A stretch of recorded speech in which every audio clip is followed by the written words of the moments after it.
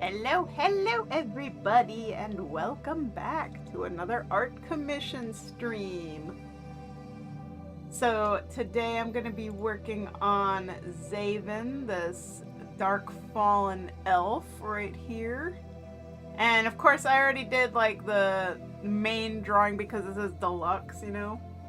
So it's going to take some time with all the shading, and I'm gonna make her eyes red, and I think I'm gonna also make the red in the like skeleton thingy on the armor as well. And I have to add like a shadowy like miasma that's kind of coming out of the armor, like in the reference pictures. So yeah, we're gonna go embark upon doing this up nice. So I estimate it might took like maybe an hour to draw and maybe another 2 hours to do all the finishing details. Or 1 hour, I don't know. We'll see. 1 to 2 hours is my estimate. So yeah, I'm gonna get crack-a-lackin'. And I hope everybody's had a nice day today so far. I took Mike to get a haircut, and they did a nice job because his hair was getting like super duper poofy and floofy, and he ends up looking like, you know, Albert Einstein. So now it's a little bit more tamed. It still has to grow out a little bit. Like they always end up cutting it like a little bit too short, you know? Like he tries to tell them what kind of hairstyle he wants, and then they just take off too much, so then he has to wait for it to grow back. But it will. His hair grows pretty quick.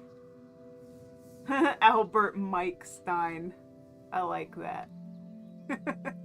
And then tonight, when I'm all done streaming, I'm going to be bleaching his hair and then dyeing it blue. So it's going to be fabulous. So, you know, that's the other reason why he got his hair cut, because like that way I don't waste my product, you know, because like hair dye is not cheap. It's like almost $20 a bottle. So the less hair I have to dye, the less dye I have to use, the more money I save. So yeah, most of his hair got chopped off, so it's not gonna take a whole lot of dye for me to color it, which is good. Yeah, that's the down. And you know, the thing is I have a lot of hair, so like I could, just to dye my hair, I use almost an entire bottle just for my head alone. So it sucks. But luckily, you know, the hair dye lasts for at least a couple of months. I mean, it does fade with every wash, but you know, it's not like you have to do the hair dye like every single month, because that would be a lot. And also, I know they make like products to keep your hair from fading so fast, but holy cow, those things are expensive. They're like, oh, do you want to buy this special shampoo? And it costs like $40. I'm like, no thanks. I'm gonna stick to my usual like $5 bottle of like Pantene, you know?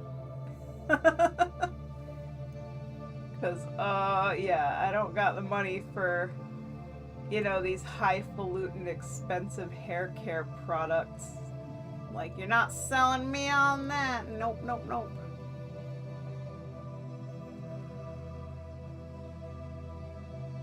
But yeah, it's fun. I need to do my hair too, because like,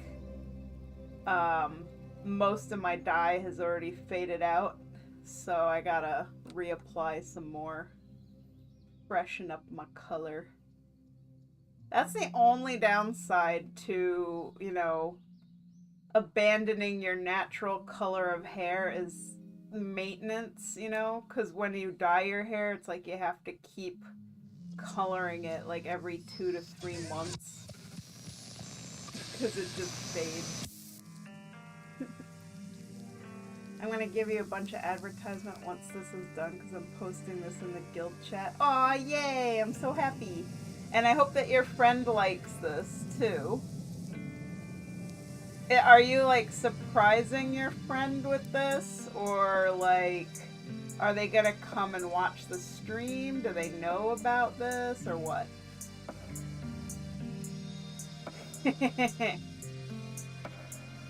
Oh, nice. Surprises are the best. I remember the time where we had to like fib to like Alexionis. Like he thought we were doing your character when in fact we were drawing his character, and he was so surprised. That was great. That was like, and you know, I'm not good at keeping secrets, but I held it together pretty well. Like, I'm proud of myself. Because whenever it comes to surprising somebody, it's like I'm always like struggling not to spoil things, and then I end up doing it anyway. Especially with Mike. Like, I can't even buy him a birthday present or Christmas present without being like, oh my god, you won't believe what I got you! Oh my god, wait, I just have to tell you. It's like I just can't keep my mouth shut.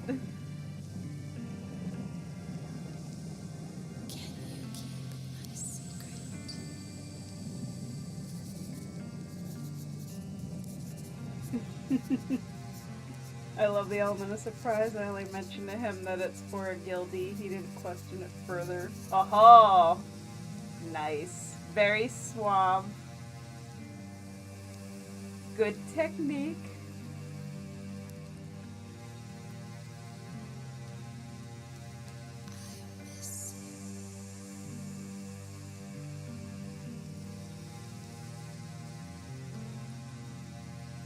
See, I'm just thickening some of the outlines.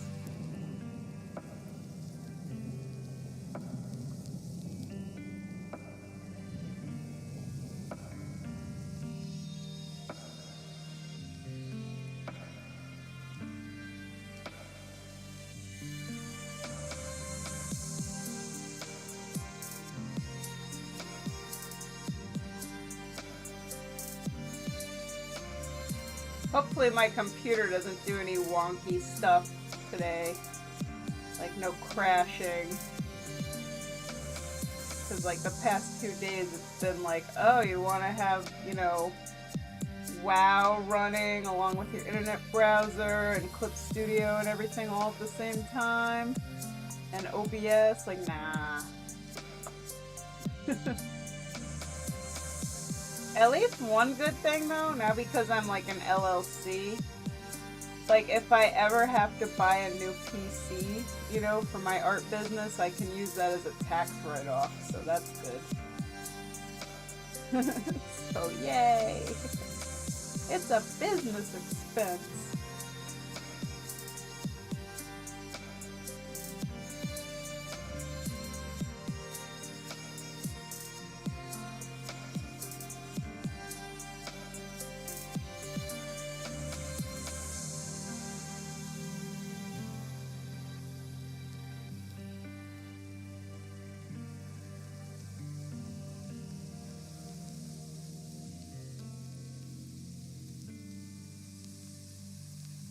Let's see, I had to ask him for the transmog he used, and I said it was for a Mog inspiration. Ooh!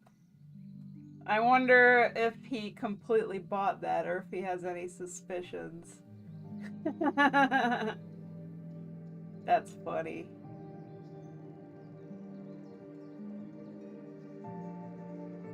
See, that's the tough part when people want to, like, get surprise commissions for their friends and they have to get reference photos of them. They have to be like super sneaky about it, you know? Not to draw any suspicion. And that can be tough to do, so good job.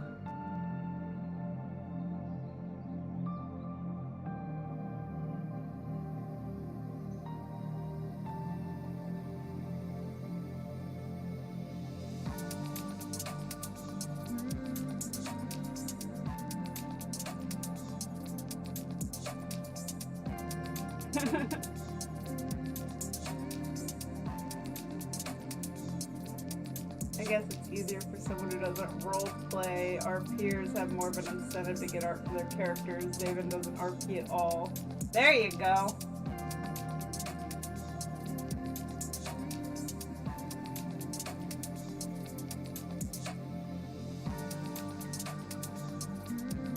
Well, I'm sure that Xaven is going to be stoked to get this picture, so.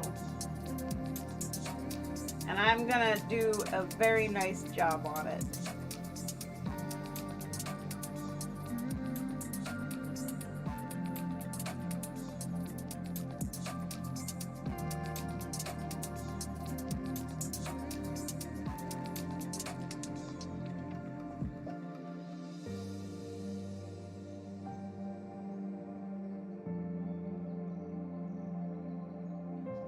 Oh, and you know what else? I'm really excited.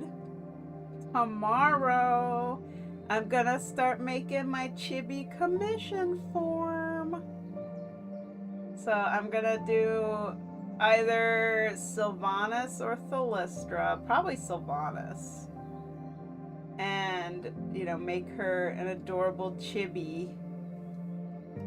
And use that as like the example for the form. And then I'm gonna upload it to Artistry so people can start ordering chibi commissions. And then I'm gonna advertise them everywhere. Because I know that is one thing not a lot of WoW artists like advertise or do or offer is, you know, chibis. And there's definitely a demand for that. Because people like seeing like cutesy, you know, cartoony, stylized versions of their characters too.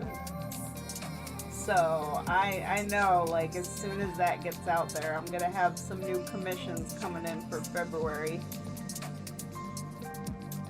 Because who doesn't want a cute chibi, you know?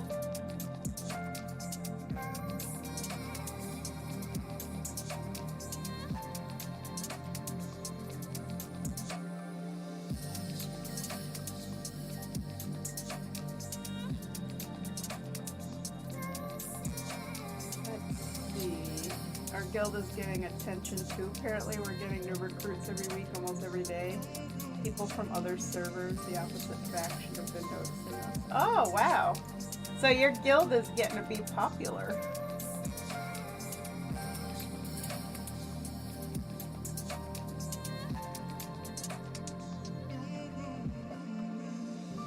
I'm super bad at being in guilds because, like, I'm not on WoW consistently enough to participate in anything. And I, like, half the time I don't even look at the guild chat and I don't talk to anybody in my guilds, and I'm literally just in there for, you know, hasty hearth. And that's like it. Like, I don't do anything with the guilds at all. Like, I'm just there. I'm a non-participating member mooching off them guild perks, and that's about it. Like, the last time I was actually active in a guild was back in Wrath when I started World of Warcraft, and my guild was Phoenix.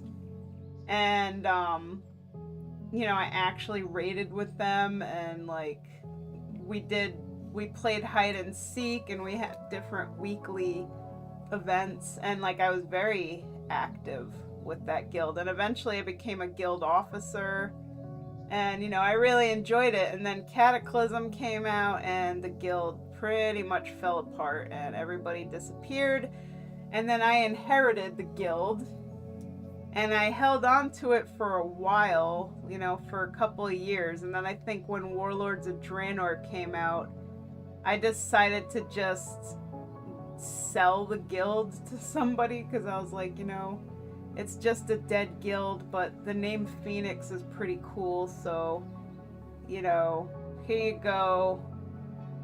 Please have it and, you know, make it into something nice. You know, grow a community. And that was it. I said goodbye, and it was very sad, and I've never really been, you know, active in any guilds again ever since that, because to me, like, Phoenix was my guild, and when Phoenix died, that was the end of guilds for me. Like, I was just in them from there on out just for the perks, you know. That's it. It'll just never be the same. Like that sense of community and friendship among people. Let's see, if you were to be doing the chibi example in February, my idea would have been to have the raffle for the month be the example for the chibi comm sheet. But then you'd have to wait a week or so to start the comm sheet. True. True. That would actually be a fun idea, though, to make the raffle be a chibi picture. But for right now, I don't even have I don't have enough people who have bought raffle tickets so far to even do the raffle yet. And it's not looking like anybody else is going to buy a raffle, so the raffle's just going to be sitting there doing nothing until it hits $40, so yeah. And that, like, right now the raffle is still for just a deluxe portrait sketch. So we'll see. We got to get more people to participate, or I can't have a drawing, you know. And the other thing, I'm like really close to finally hitting 500 followers on Twitch, so I can do a colored portrait giveaway. So I'm waiting, you know, I need 6 more people to follow me on Twitch so that I could do the colored portrait giveaway. So we're so close. It's taken a really long time to go from 300 to 400 and then 400 to 500. Like, my growth on Twitch has definitely, like, slowed down a lot, and I've stagnated, so I need 6 more people. 6 more people. Let's see.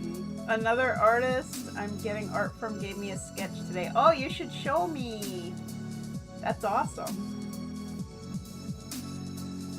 Maybe once this is done, maybe some guildies will follow you. Yeah, hopefully, we'll see. Like, absolutely, you know, promote my my Twitch channel. You know, get some people in here. The more the merrier, I say.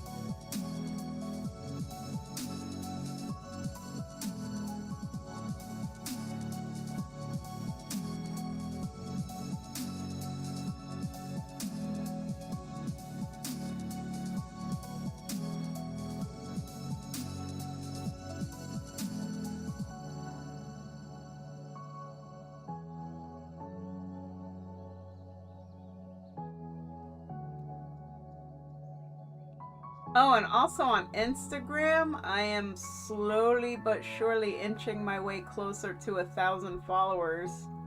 I think I'm at like 915 right now, so like I've been on Instagram going on I think 7 years now, so to finally be getting close to 1,000 followers is at least a step in the right direction.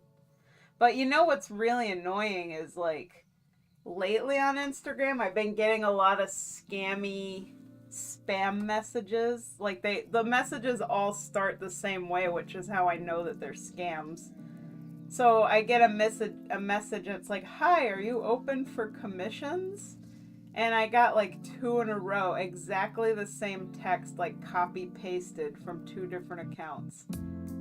And, you know, they're basically pulling that scam where what they're gonna do is they say, "Oh, I want you to do a commission of, like, my son's puppy. Like, you know, draw my son's puppy."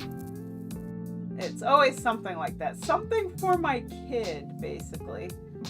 And then what they want to do is they want to, like, mail you a cashier's check. And they end up mailing the check for, like, more than what you asked for the commission. because the idea is they want to clean out your checking account. So, like, if you cash the check, it's a bad check and it's going to bounce. And then you have to pay all the bouncing fees, and then they also happen to get, like, all the money because, you know, that's how that works, unfortunately.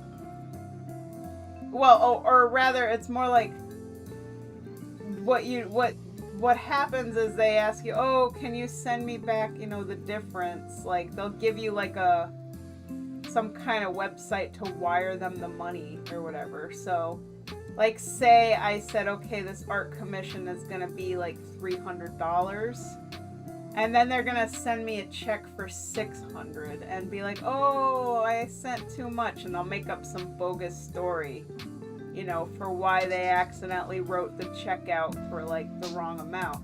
So you cash the check, and it takes a couple of days, right, for the check to actually bounce. So, you know, in that couple of days time, they'll be like, oh, just send me back, you know, the extra $300 because I made a mistake. So you give them $300 and they actually get that money, and then the check bounces. So you're suddenly out $300 plus you're out the bank fees for the check bouncing. And if you didn't have a lot of money in your account, well, they just cleaned your account out. So, you know, good luck with that. But that's basically how that kind of scam works. So it is really frustrating how I get a lot of those scammy messages through Instagram for people that are like, oh, you open for commissions? And it's all fake, and I've gotten pretty good at rooting them out. So most of the time I don't even reply to these people, I just instantly block them. Oh, I bet. Yeah, it's like that everywhere. It's super annoying. So, like, when it comes to Instagram, you know, I only like do commissions on there for people who I know are like in the WoW community. Like, I've gotten commissions from people from Instagram who are part of like the WoW storytelling community, you know, like people who've joined my Discord server and who actually like talk to me in the messages, and they talk like a real human being, so like I can actually trust them and, you know, do the work for them. And the other thing too is, like, when I do the commissions, I send people the link to Artistry.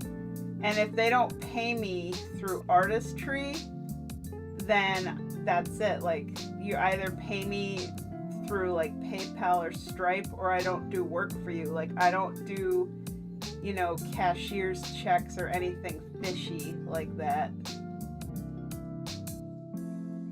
So yeah, Instagram does have its downsides, but it has gotten me a few commissions. Like, it's gotten me like 3 or 4 commissions since I've been on there, which is not really a lot, honestly.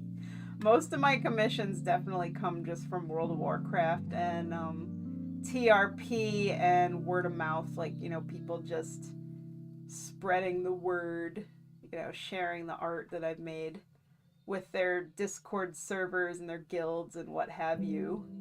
Word of mouth is always the best. Like, nothing beats it, really.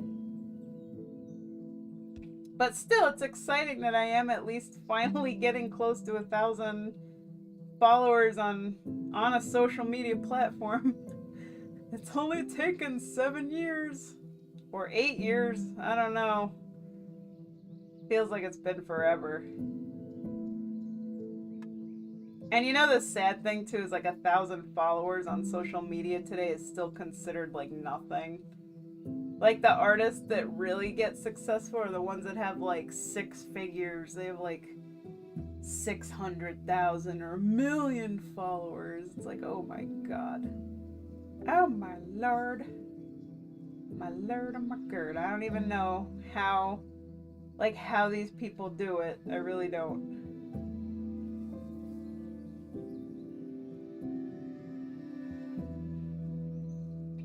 And then yesterday I was talking about, well, if I ever did grow like a really big following and everybody knows my real name and where I live, so I'm gonna be in trouble. I'm gonna get stalkers. I'll have to like beat them with a stick.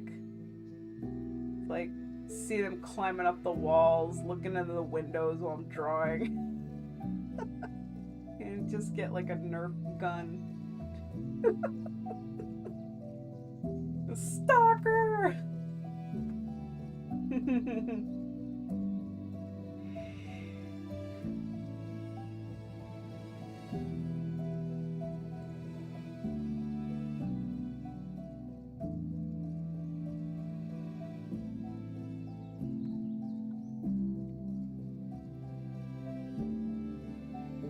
Anyway, I have no idea where I was going with this. It's just like I go on tangents. Just know that I will be very soon getting to 500 followers on Twitter, or not Twitter, on Twitch, and then I can do a colored sketch portrait giveaway. So there we go. I just paid it so I can show you now. Oh! Alright. Yeah, show me this art that you're getting. I love when people post art that they've commissioned from other artists in my server, because I love to see, you know, like, you know, other artists' work. I follow many, many artists. Yes, I do. Oh, that's really nice. That person has a really nice style. I like it. I also noticed how they watermark it. They like I've always been terrible about watermarking because I typically trust people. Like I basically trust people to actually pay me and not just like steal the art and run with it as soon as I send them a file, you know? And add to the fact that 99% of the time people pay me 100% up front before I even start the work, so I don't really have to worry about watermarking because it's like I've already been paid, so like well, you're not gonna steal something that you already paid for. I think, like, honestly, I feel like all artists should do that. Like, if it's a project that's really cheap, like under $100, they should just charge up front in full. So then they don't have to worry about, you know, people who are dishonest. Because those kind of people will not commission you if that's their intention, you know, to take the art and run. Because if they have to pay up front, they're just not going to, you know? That's how you weed out the bad people from the good people. Good people will pay you up front and wait a little bit to get their art done. Bad people just want the art for free, and as soon as you send them a single file, you know, especially if you finish the artwork and you didn't watermark it and they hadn't paid anything for it, oh, they will absolutely take that art and run. Like, don't trust people. People are bad. They do bad things. You'll never see them again. They'll delete their whole account. They'll change their name. I've had this happen, so I can tell you that it does happen. Like, this person owed me $200, and I gave them the final file, and I was like, okay, just send the final payment. And they disappeared, and a year later I hunted this person down, found her on Facebook, and confronted her about it. And she was like, well, I'm really sorry, my dad was sick and dying of cancer, and I was going through a really bad time, and I'm like, well, that's, you know, I'm really sorry to hear that, but like I also couldn't pay my rent that month because you didn't pay me, so, you know, my sympathy only extends just so far. Like, you know, just because you're having a really sad life and bad things happening doesn't mean that my life isn't also difficult and that I don't deserve to be paid for, you know, the 20 hours of work that I did on your project. So, yeah. Like, maybe you should have thought that if you can't afford to commission art, you really shouldn't have commissioned art. So that was like really, really shitty, the whole running away and not paying for it. Because I was in dire poverty back then, so that $200 was like everything to me. And it's like, you know, I could have, I might have also brought up to her, it's like, you know, I'm sorry about your dad having cancer, but like my mom also had cancer. And at that time, it was like maybe a year or two since she had passed away. So, like, that's not really an excuse. You know, you gotta still be responsible and you have to respect people. Like, life is rough, you know, bad things happen. But it's like you don't go to a mechanic to fix your car and then just drive away after the work is done and not pay the mechanic. Like, you can't do that. I mean, I guess you can do that, but like the mechanic totally has the right to call the police on you, you know? So, yeah, just saying. And again, I'm going on another tangent. I don't know. It's tangent day. Whee! Just talk about anything.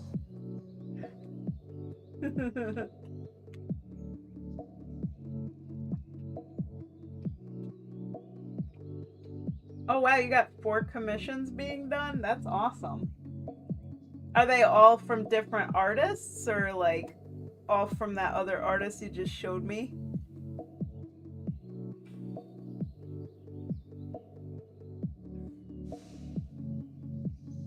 Oh, cool.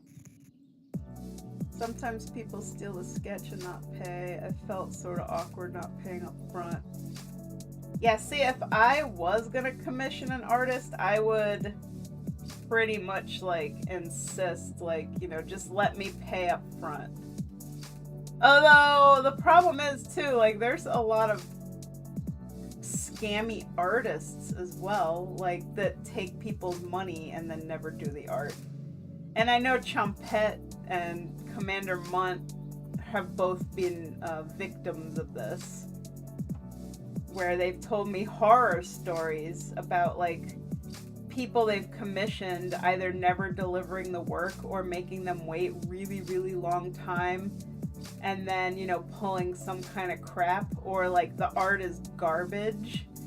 Like, they look at their portfolio and the portfolio is gorgeous, and then they look at the art that they got commissioned and the art is so bad. It's like what happened? Did you even draw this? Like, is this what I paid for? But the one that annoys me the most though is definitely the artists that like take people's money and then they just never do the art. And they always have like some kind of excuse, and they're always going through some kind of like crisis in life. Like, they tweet about just how bad their life is, and it's like, I'm sorry I can't pay you guys back because I already spent the money, you know, because they have to like pay their rent or whatever. And it's like, you shouldn't have been taking people's money if you weren't gonna do the work, because that's called stealing. You don't steal from people. That's wrong. That is morally reprehensible, and you shouldn't be in business as an artist if you can't like deliver the work that you promise, you know? Like, don't even advertise for commissions if you're gonna be stealing people's money. So, and unfortunately it feels like there's just a lot of artists out there that are not business savvy and they do this kind of stuff, and it makes me feel bad, because I get some people who commission me and they're like shell shocked because they've had bad experiences with other artists, so they're always afraid that I'm gonna be one of those artists, you know.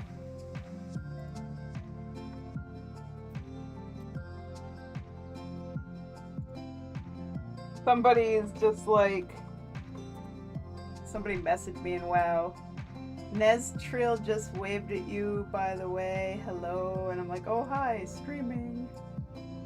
I have no idea who or where this person is. Don't know.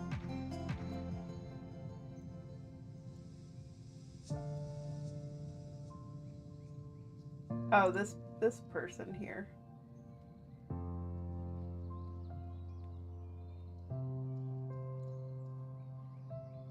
Ah, no prob. I don't have to bug you with some minor RP if you want to keep watching. Keep watching? I am doing art. I am the streamer. I don't think they understood me.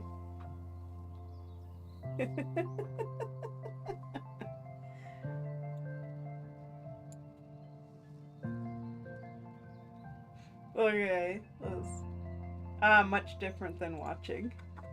Yes, doing an art commission for a client live.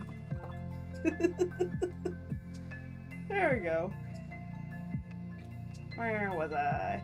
So you said, I just do a lot of research on their profile first, see how popular their commissions are, how fast they get slots, comments on their commission posts, seeing what their clients say about it.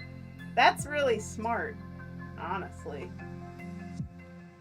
Let's see how active they are too. One artist I commissioned was active during the time I commed her, so I got the art fine and all, but currently she hasn't posted in like 3 months, so I haven't been wanting to commission her because obviously she's busy for some reason. That makes sense.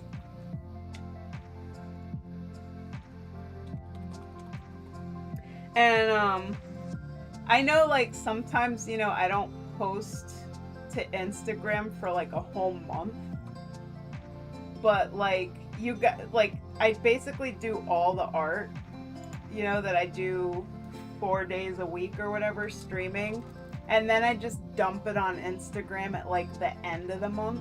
So people on Instagram might think the same thing, like, oh, this artist isn't very active, you know, because they're not in my Discord and they don't watch my streams. So they have no idea that, like, I am actively making art, you know, on a daily basis, because they only see me dump art like once a month, which I know I probably shouldn't do that. I've been trying to be better about it and, you know, post the artwork on a more regular basis. But I'm also really OCD about how my Instagram page looks. And because everything has to be in like a row of 3 tiles, if I don't have at least 3 pieces of artwork to post up at one time, it throws off the whole rest of the tiles, like, and it just bothers my OCD really bad. And then I have to like put like things together. Like, if I have a bunch of sketches, I post all the sketches together. And then I keep colored pictures together. I keep line arts together. So if I have, like, you know, 3 commissions, one is colored, one is a sketch, one is a line art, I'm not gonna post those 3 pictures because they don't work together. Like, they don't look right next to each other. So, you know, unfortunately I'm plagued by these kind of problems with Instagram, because everything has to look just so. Because to me, it's a portfolio, you know, and you want it to look really nice as a whole. So all the pictures together have to work nice together. At least for like DeviantArt and ArtStation, I don't have those problems because you can actually slide your art around. Like, you can arrange the pictures however you want, so that definitely makes me a lot happier. It's like you upload them and then, you know, you can organize them into specific files. So like, I have a folder that's literally all sketches, and I could arrange things based on their color schemes and make the whole thing look really nice. It's much better. I wish Instagram would do that. Like, seriously, just let me just slide my art around where I want it to be so I don't have to constantly be deleting posts and re-uploading stuff just to make things look nice. Because I do have to do that a lot, and it's really annoying. And I'm sure people hate that. They see stuff I posted on my feed like over and over again. Like, didn't you post that line art like 4 times? And it's like, yes, because I don't have any other line arts and it doesn't look right, so I have to keep deleting it and reposting it.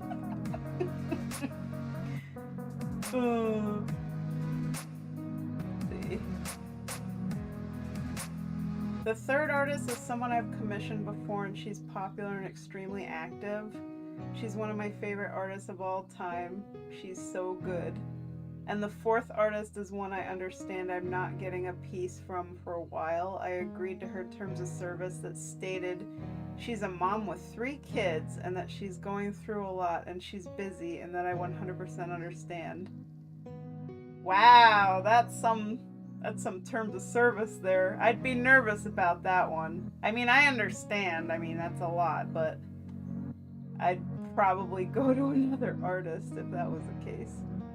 Not that I don't want to support the mom and her kids, but if I have no definite deadline and knowing, or at least having an estimation of when I'm going to get the artwork, I would probably just, steer clear. That's just me personally. But yeah, if people say this stuff beforehand, that's great. Yeah, I mean, it's good for people to at least be honest. Like, there's a lot of artists out there that do commissions as a hobby and not like as their full-time job and their business. And they are really busy people. They typically have other jobs, they have busy lives, and the art is like on a when I can get to it kind of basis. It's just something that they like to do for fun and to make a few extra bucks. So like they don't really put a lot of emphasis on setting strict deadlines because, like I said, their lives are already busy and they probably have other jobs and other things that they're doing. But, for me personally, I feel like even if, you're just doing it as a hobby, you really should make yourself a deadline, because it's very easy to procrastinate or to forget or to just constantly put something on a back burner, and then eventually the stress of that thing is going to catch up to you. Like, you're going to constantly be reminded, like, oh, I have this project I have to do for somebody and they paid me for it. And the more time that passes, the more the stress and the guilt of not doing that work is going to grow. And it's going to fester like an infection. And that's how I feel anyway, because I feel like as soon as somebody gives me their hard-earned cash, like I am obligated, to deliver like a service and a product for that money. Like I can't just let that money sit and do nothing, because I'll be thinking about it. I'm like, oh my god, I gotta do this work. This person paid for this work. I gotta get it done.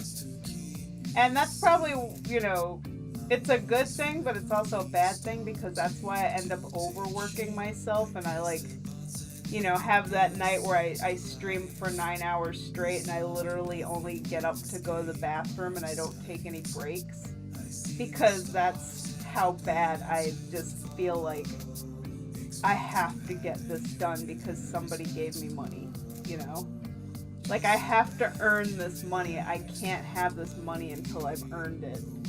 And that's just my mentality, because I have a lot of very unhealthy thinking around money, because I've grown up in poverty and I've always had a lot of struggles financially. So that's why I feel like, to me, money is something that I mildly obsess. Well, I wouldn't say mildly. I definitely obsess over finances to an unhealthy level, because I have spent my life never having enough. So yeah, that's kind of how the whole thing comes out, is that when people pay me, I feel like I need to start the artwork like the minute that money hits my bank account. I'm like, oh my god, they paid me, I gotta start. Like open a file, put in all the references, you know, start sketching. So because of that, I have a pretty fast turnaround. So and it's like a good thing, and I guess it can also kind of be a bad thing. But you know, I try to work pretty fast and get through as many projects as I can.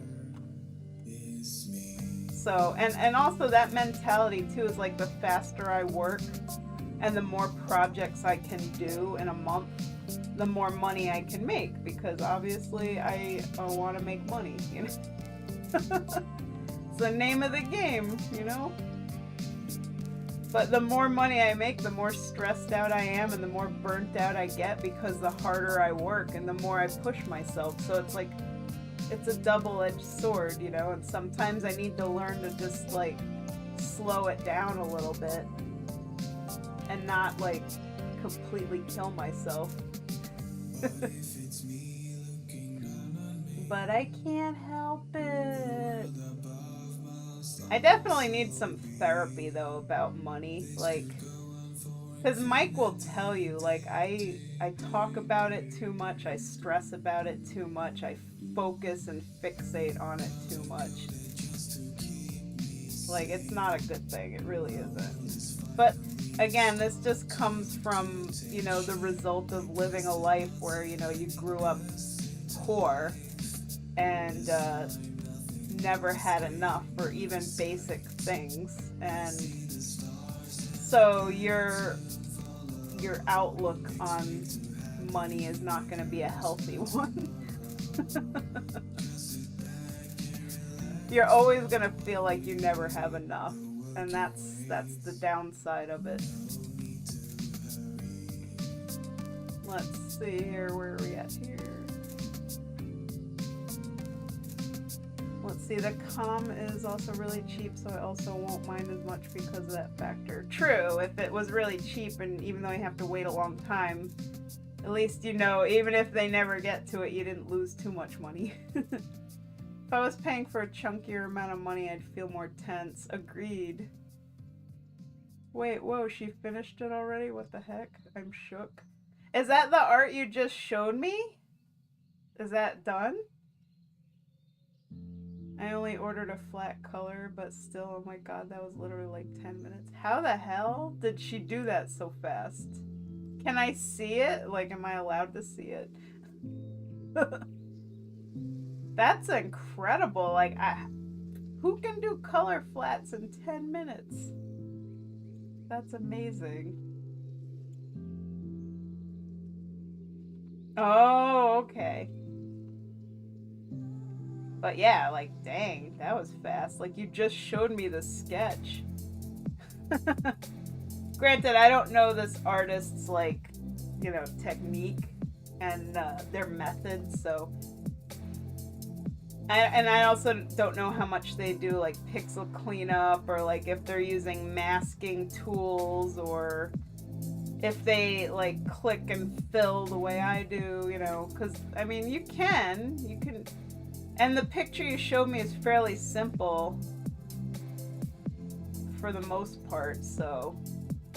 Like, I could color fill that picture pretty fast, but, like, I would definitely have to have a cleaner line art and make sure there's no gaps anywhere so that I can fill in things a lot easier. But what you sent me looks like a sketch, and there's, like, lots of gaps, and it's, like, a little messy.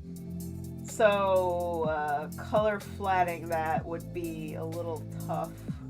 That's why when I do color flats, it always comes with a clean line art, because I like to just be able to, like, highlight, click in a large area and just fill. Like, that takes, like, no time at all. Color flatting a sketch, though, that's not the best, but that's why my sketches are even, like, clean line arts, you know? Because if people want them upgraded to color, I can do it easily. Woo! Also, I just love doing line art, so that's how I draw.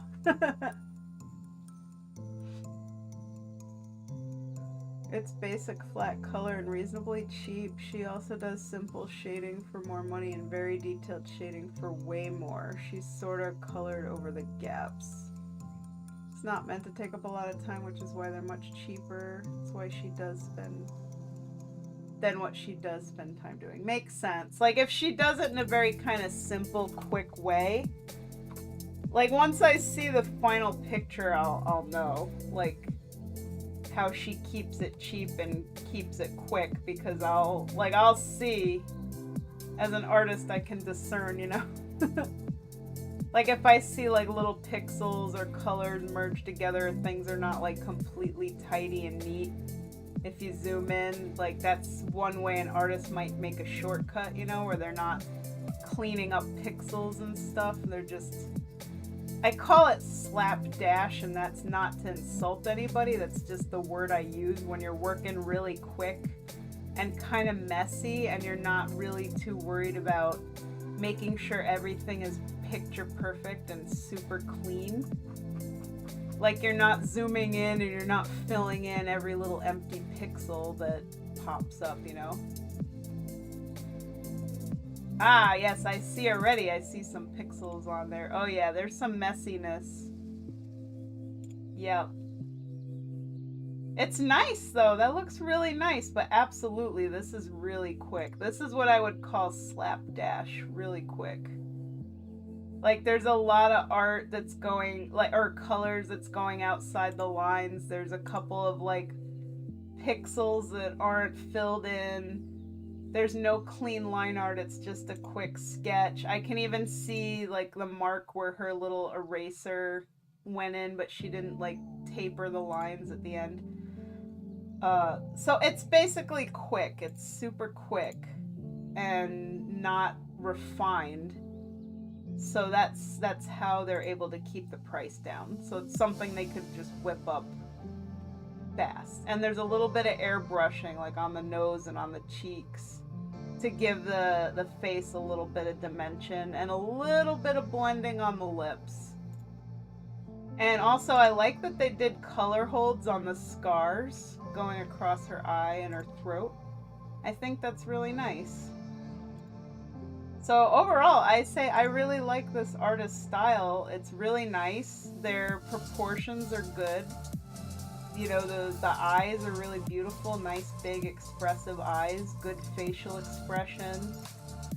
But yeah, to me, that I would consider this like a colored sketch. I know they said color flats, but I would call that like a colored sketch. Very beautiful. Ooh, now I'm seeing the detailed stuff. Let's see. Let me open that up. Really good. On the detailed art, she has some very good painting techniques, really good understanding, assuming this is a she, I don't know if it's a male or female artist. Really good understanding of values of light and dark and midtones. And again, good anatomy, you know, like really paying attention to details. So yeah, I do say I give this artist a thumbs up. Their work is really good. But at least, you know, now looking at the colored in, like the color flat thing you sent me, like I can absolutely see how something like that can be done very quickly. And unfortunately for me, because of my like OCD and my perfectionism, like I never work that fast, because I look at all those little tiny things and I'm like, that needs to be fixed. And I end up spending like a lot more time on stuff that should be quick.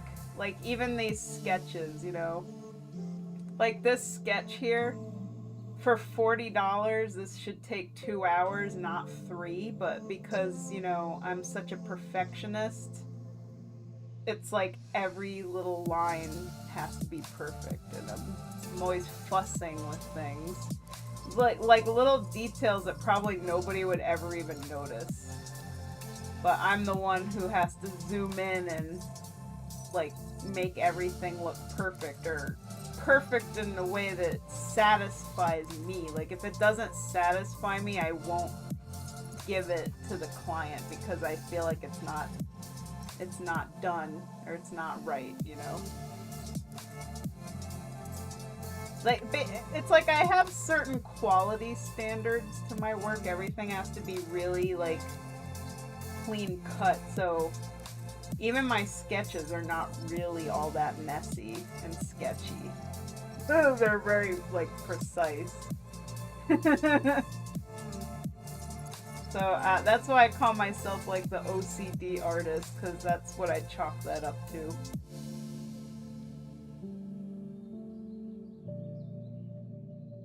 But you know, that's just what makes my art my art. That's what makes my work different from other people's work. So there you have it. Every artist has their own method, their own way of doing.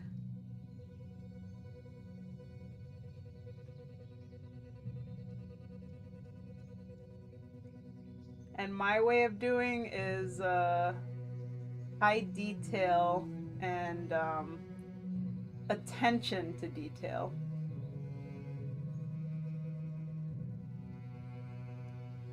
That is how I do.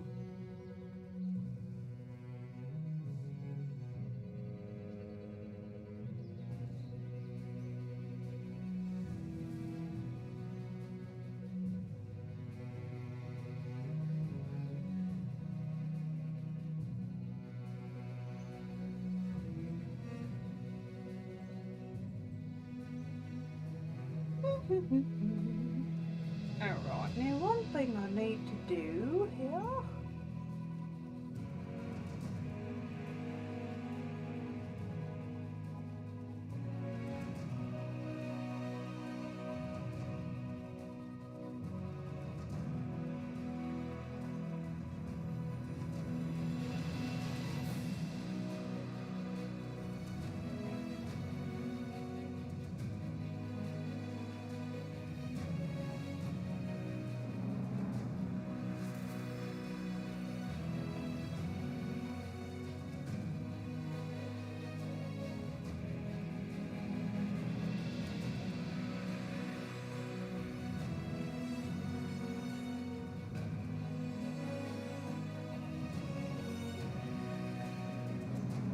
There we go.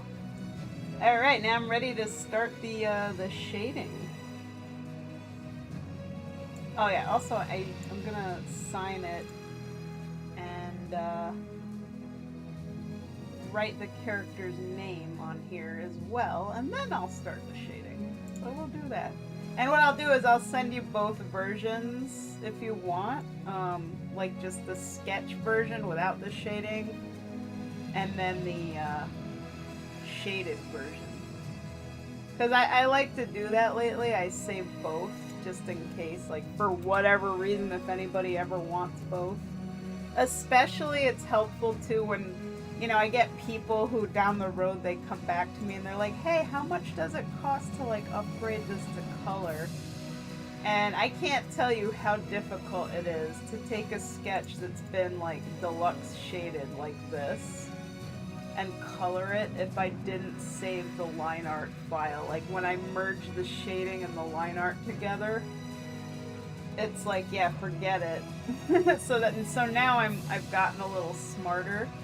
So I save both. I have the deluxe version and I have this just the simple sketch. So when people do inevitably come to me and say, hey, I want this colored, it's so much easier to color now, so I don't have to like panic.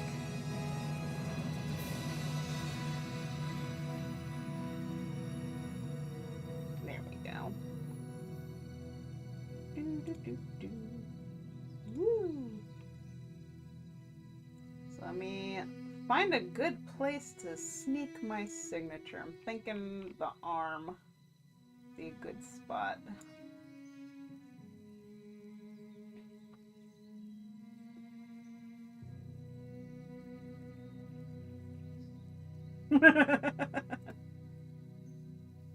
Oh, jeez. I have to paste this. Mike just sent something funny. I have to put it in the cartoons channel. Cartoons and anime.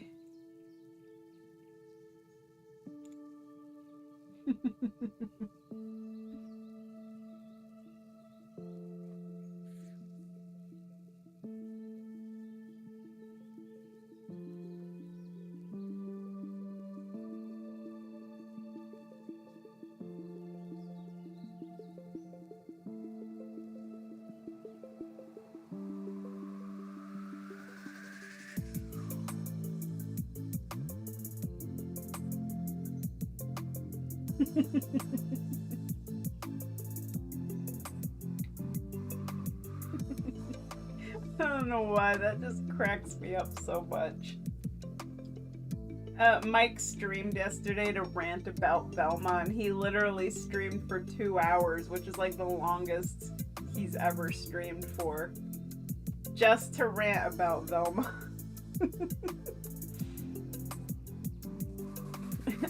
And that picture he just sent me is just so funny.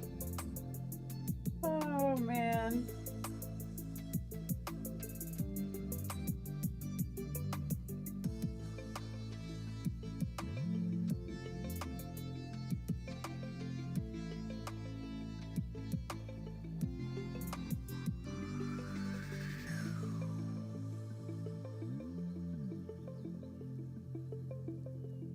And we're gonna write the name right in here, I think.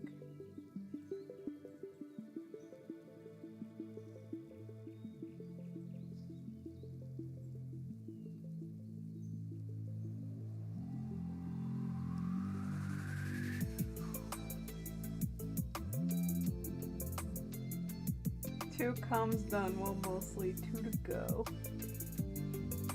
Nice.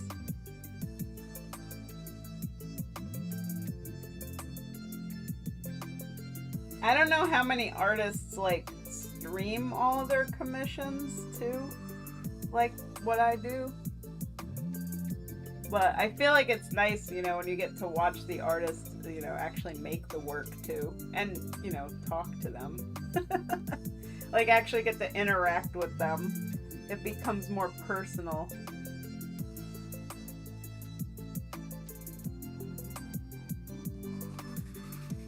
There were some artists that like I really liked, and you know, I tried to reach out to them and they would like just not respond to me, and it made me feel really sad. You know, and it wasn't like I was just complimenting their artwork and stuff. And one time I even asked an artist, like really politely, I'm like, oh, I really love your enamel pins. You know, I'd love to be able to make enamel pins of my own artwork someday.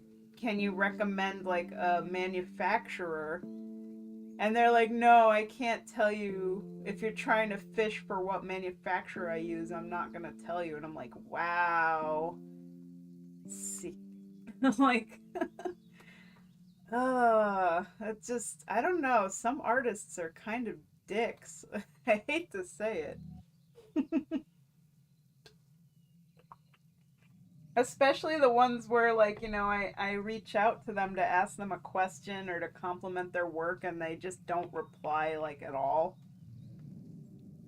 Like, what, am I not good enough for you to, like, talk to, you know? Or are you just that popular, like, you get too many messages and you just can't respond to all your correspondence, you know? I don't know. I don't want to make assumptions about people, but yeah. But the ones that don't want to share, like, information because they feel like it's some kind of a trade secret, like you're going to be stealing business from them, like, that's really scummy, honestly. Like if I want to know like who makes your prints or who makes your pins or like how much does it cost you, I'm asking you as one business person to another. I'm not asking you because I want to like compete with you or steal your business, you know? Like my art is my art, my followers are my followers. Like if they want to buy stuff from me, they're going to, you know? I'm just saying. You know.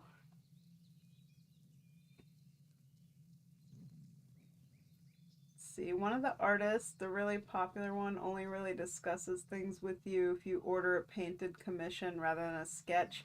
She only sends you the finished product if you get a sketch. But last time the final product was amazing, so I don't mind. And you can see her queue with Trello too, so I know that she made some progress. Oh, that's neat. I mean, at least, you know, this artist does something to, like, let people know what the progress is. But I will say, like, I always feel like it's never a good idea to commission an artist that doesn't show you, you know, sketches or progress or get your feedback.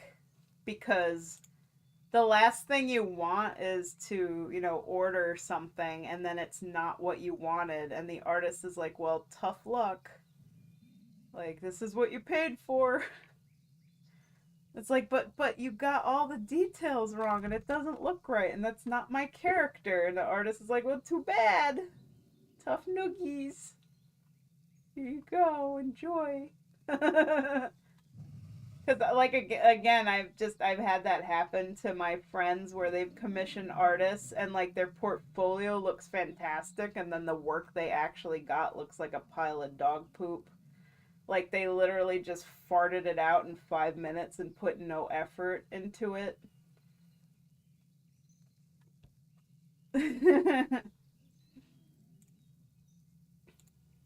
And again, to me, that's kind of scammy, you know, artists that do that.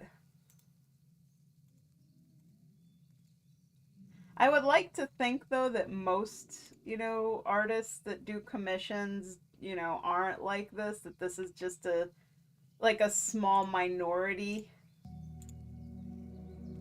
But, yeah. I just always hear stories, so, you know, I worry. But then you could have just as many, like, we call them clients from hell, just so you guys know. Like, there's literally an entire Tumblr blog dedicated to this called Clients from Hell about like freelancers, like artists and graphic designers telling their horror stories about like the worst clients they've ever had. So honestly, when it comes to freelancing, it really does go both ways. You got like really, really bad clients, and you also have really bad artists.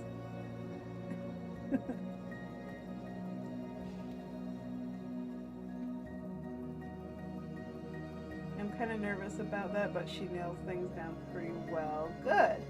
I don't think I would have commissioned her if she wasn't as popular and her slots didn't run out in the blink of an eye. People obviously adore her, and she has one of my favorite styles of all time.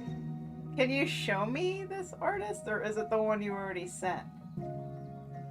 Because, like, you know, I like to see what their work looks like. You know me, I'm always stalking, I mean following other artists.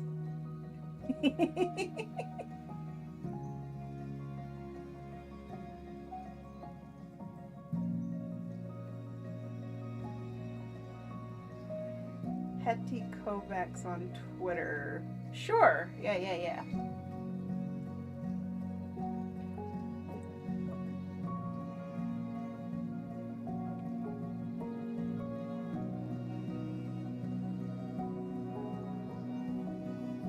I just found them. Ooh. Really nice artwork. I'm going to follow this person. I do believe I've seen her work before. Probably on Instagram, because, you know, Instagram is... I don't really look at stuff on Twitter, hardly at all, but, like, a lot of these artists do post to multiple platforms, so I see their work in other places. So, like, if I don't see it here on Twitter, I'll see it on Instagram. Working on Ko-fi commissions.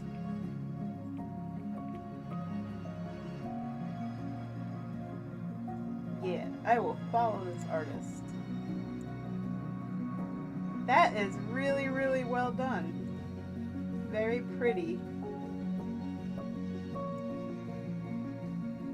And I noticed too, again, these people just, they have a much looser, sketchier, quicker style. Like, I can absolutely see something like that being very low in price because I can tell from how it's done that it's very quick to do. Like, it's literally just a sketch with a little bit of, you know, colors, some blending, little airbrushing, but nothing that would take more than maybe an hour to 2 hours to do. And also, I noticed a lot of these artists, unlike me, they don't draw, like, almost the entire upper half of the body. They don't do all this, like, complicated armor. They really just keep it, like, neck up. Maybe a little hint of shoulder, but they do keep it really simple.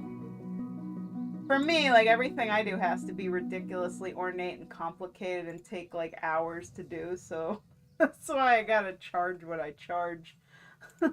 And even still, like, the past couple commissions I've done, I ended up losing money because I took too long on them. Like, I worked too long on them and didn't stay in budget. So, like, I've already lost $40 this week because I didn't work fast enough. That's just how it is, you know? Being the OCD artist. Yeah, well, with a Razi, I came in 1 hour under budget. Like, that was a 15-hour budget. I came in at 14. And then for the one I did with the lady sitting in the chair, that one, okay, so that one, I would have come in exactly on budget, but the client actually haggled me down from my base price.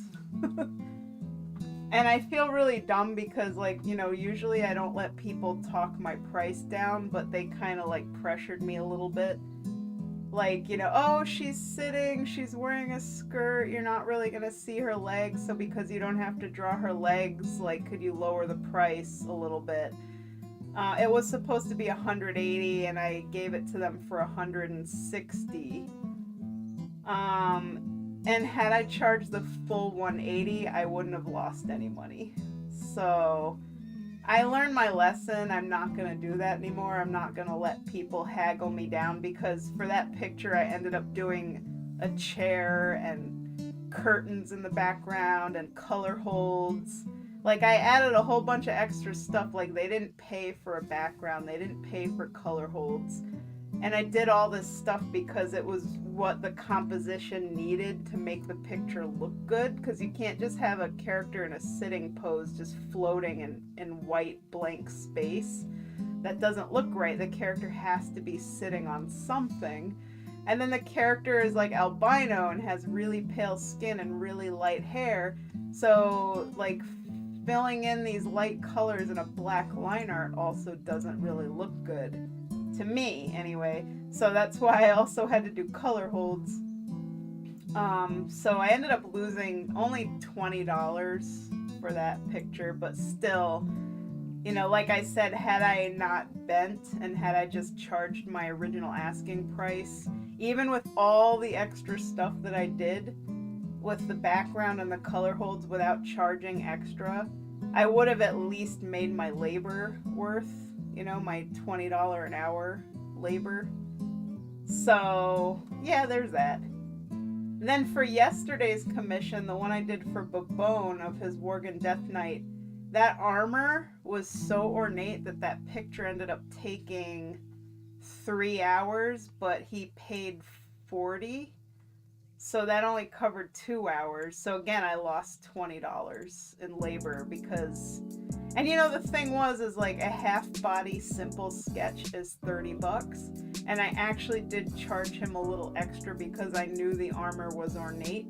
So I charged him 40, but it wasn't enough. Like really, because it took 3 hours, I should have charged him 60 for that drawing.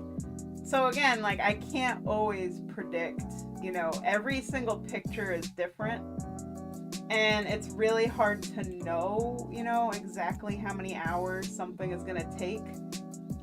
So then there's the ones where I do really, really good. So like the one I did for Commander Munt of the half orc, that one was, again, you know, budgeted for 15 hours. And I managed to get it done in 10. So I literally made $100 profit on that picture because I got it done so fast. So that $100 profit that I made on that half orc kind of, you know, helps balance out like the other commissions where, you know, I underestimated how much time things were going to take, or I didn't charge quite enough. And that's basically, you know, the seesaw that a freelance illustrator rides on all the time. like figuring out how much to charge for a project and making sure that you're making enough to make it worth your time. It's not easy because every project is different, you know? Like, I don't know if something's going to be quick or not. And ironically, it's usually the commissions that are simple that take the most time, and the ones that are really complicated, I somehow manage to get done quicker. I don't know how. I really don't, but that's just how it is. It's always the deceptively simple ones that soak the time for some reason. Don't ask me why. So yeah, don't do that. She might take advantage of that lenience again. Yeah. Well, the thing is, like, she's commissioned me several times, and, you know, again, I'm not bashing. Like, she's still a good client, and she's supported me a lot with all the commissions, but she does tend to have a lot of references, and she does add, like, a lot of extra detail. And kind of like, she wants to get as much as she can get for as low a price as she can get. And I understand, because that's human psychology, you know? You want to get the most bang for your buck. But at the same time, it definitely makes it tricky for me, because it's like, okay, I want to make my client happy. I want them to have every little detail and every little thing that they ask for, no matter what it is, and I want to, you know, do the art right and make it as perfect as I can. But at the same time, I have a budget. I have a labor budget. You know, it's like I only have so many hours allotted for every project based on what I charged. And, you know, I don't like it when I go over the budget, because then I have to, like, feel like a beggar and be like, yeah, you know, this kind of took a little bit more time and I need you to pay me more money, and nobody likes that. Like, that makes me look really bad too, because they're like, oh, this artist always ends up charging you more, and, you know. So, like, sometimes I just suck it up. I'm like, yeah, okay, I went over a little bit, but I'm not going to charge you for it. You know, it's on me. You know, I'm the one who took too long. I didn't work fast enough. Like, it's my fault. So don't you worry about it. Here's your art. Hope you like it. And then I end up, you know, coming away feeling bad because, you know, I worked X amount of hours and basically didn't get paid. And that's never a good thing, you know. So I do try very hard when I, you know, invoice people to make sure that I'm absolutely charging enough for the projects. And most of the time I do. And there's even a lot of times where I get the art done sooner than expected, so I end up making a little bit of profit.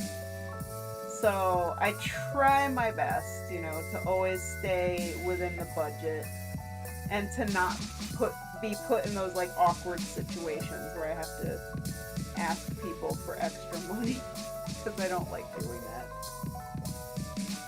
I hate when I'm in that situation. It's like the worst anxiety ever for me to have to ask people to give me more money after they've already paid me. It's like I want to be paid for my work, but at the same time I don't want to make people angry at me that I couldn't get the work done faster, you know? But again, this is just part of my job. This is just how freelancing is, you know? Some people just can't handle the stress of it. And I usually can, but like every job has its downsides for sure. And one of the downsides of being an artist is you're not going to accurately predict how many hours every single picture you create is going to take. Because you don't know what kind of problems you're going to have to solve and how difficult they're going to be. You can't predict everything, basically. I don't have a crystal ball. And hello, Chompet! Welcome, welcome! We were just talking about freelancer problems, I guess. The struggles of a freelance artist. Just in like, you know, situations where, you know, you don't charge enough because you didn't realize a project was going to take a really long time to do. That kind of stuff. You know, it happens. As long as it doesn't happen often, that's what counts, so.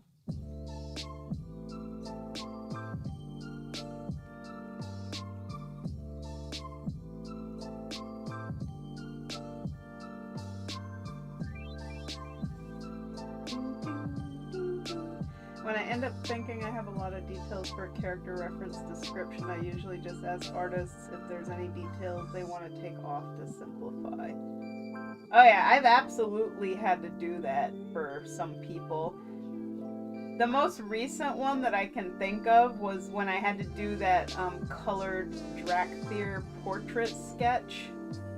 Because I don't even remember who that one was for. Like I'm trying to think. I think it was, maybe it was for Meep Jones, but I don't remember. But like I do remember that the person was asking me to add detail on top of detail, like, and minuscule detail. Like they wanted so much jewelry in the character's hair and earrings and just an insane amount of like tiny little details and little golden chains and this and that. And then they wanted just, I forget, I don't remember, but I just remember I had to eventually tell them like this picture needs to have a line budget, because like if you add all these little details, not only is that going to make this take like a way longer time to do, which is going to be going way over budget, but it's going to be a bit of a mess to look at. Because sometimes you really do have to rein yourself in with your characters, you know? Some people don't know when to stop. Like, and this isn't me dissing people's characters, but like when it comes to designing a character, I always say less is more. So like if your character is gonna have like 1,000,000 scars and carry around like 50 weapons, and they're gonna have jewelry all over them and tattoos and all this other stuff, magical runes and like crazy hairdos, and you're literally tacking all of these elements onto your character all at once. I'm sorry to say this, but your character is going to look like a hot mess.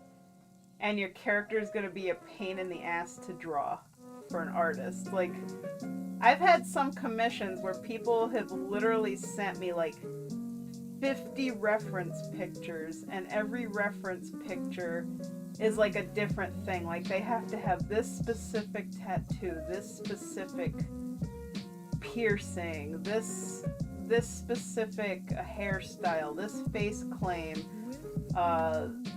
this, and like by the time I literally spend like 3 hours just putting reference pictures into Clip Studio, because and then I have to write a huge list of notes to make sure that I get all of these specific details onto the character. And I'll be honest, sometimes that gets to be a nightmare for me. Like, sometimes I just pray to get a character that's like just on model and just looks the way they look in game. Like, I don't mind a few minor customizations, like if you have a face claim or you have a certain hairdo or maybe like some jewelry or a tattoo. But oh my god, some people, they have so much custom stuff that it's like, it's insanity. It's crazy. And I always forget something, and then while I'm streaming they pointed out like, oh, you forgot to add that toe ring that has that very specific little gemstone in it, and don't forget to draw every little rhinestone in that toe ring, even though the toe ring is like a really minuscule teeny tiny detail that like when you're zoomed out on the picture you're not even gonna notice it, you know. But like, this is what I'm talking about, like the downsides of being a freelance artist. In addition to not always knowing exactly what you need to charge for a picture, you're also going to get commissions where you get utterly overwhelmed by clients who just have characters that are like way too ornate or have way too many custom details for your brain to possibly keep straight, you know? But you have to somehow make it happen.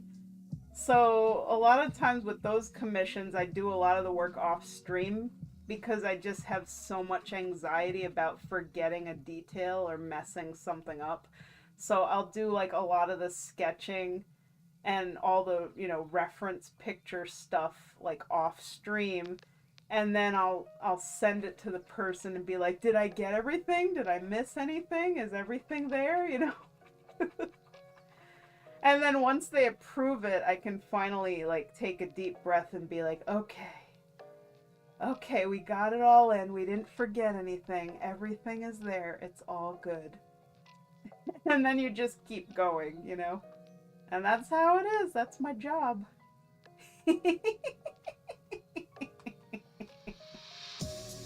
The life of a freelance artist. Yo ho ho, and a bottle of rum. Or a bottle of green tea in my case. Or coffee.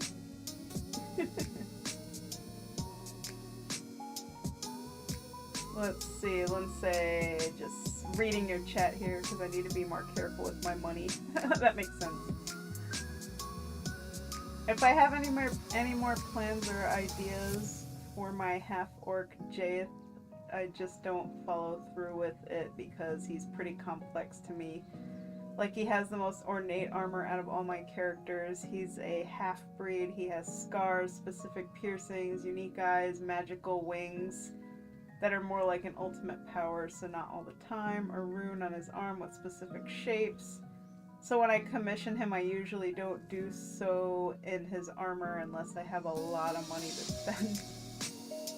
I remember drawing him like with the hood on and the hood off, and that one was an intense drawing for sure. If I want to give him more features, I just don't because he's a lot already. Well, at least, you know, from an artist's perspective, remember what I said about like less is more.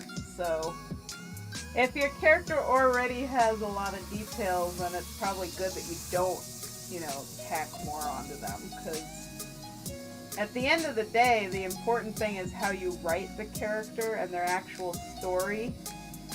You know, like, his appearance is already pretty epic, so it's like I don't feel like you need to overdo it, you know? Just my opinion. Like, he already has a good bit of interesting, intriguing features, so. And in the animation industry, they call this a character line budget. Because obviously, like, for animation, the more complicated the character is, the harder it is to animate it. So they really do have to figure out how to simplify characters' designs. And I feel like if you look at Vox Machina, that anime is like the perfect example, really. Because when you break it down in Vox Machina, the characters are fairly simple in their design. They're not overly complicated. Like, they might look like they have, you know, kind of ornate armor designs, but when you really boil it down, they don't. And I always say, like, simpler is better, because when I was teaching character design class at the College of St. Rose, one of the things that I was trying to explain to my students is you want to create characters that are memorable enough that if you put them in a complete silhouette, like if you just filled in the character completely black, you would be able to recognize the character. So it's like if you see a silhouette of like SpongeBob, you know it's SpongeBob. Same thing with like Batman or, you know, Scooby-Doo. Like, you don't even need to see the details of the character, because the shape language of the character, the form of the character is so well designed. Like Mickey Mouse, another example. Like, you know who the character is. Like, if you took all the characters from Vox Machina and you made them black silhouettes, you would know who Grog is, because he's the giant guy. He's really big. You would know Scanlan and Pike, and you would absolutely know, you know, Vax and Vex. And Keyleth, like, no mistaking, because Keyleth has those little horn things on her head, so you know which one is her. Plus, she always has her little druid staff. So, this is what I mean. Like, think about if your character was just a silhouette. Like, would they be recognizable? Like, what features do they have that would stand out, that would make them recognizable, even if you stripped away all the details and you couldn't see what they looked like? And that is how you know if you have a good design or a flimsy design. Now, for World of Warcraft, it'd be pretty tough, because in World of Warcraft, we don't have any kind of body dimorphism. Like, you don't have night elves that are short or fat or, you know, or really muscly. Like, you know, they're like, they all have the same exact body type. So, like, if you just did a black silhouette of all of our World of Warcraft characters, you know, they're all gonna blend together. You're not gonna know who is who. And that's just how it is.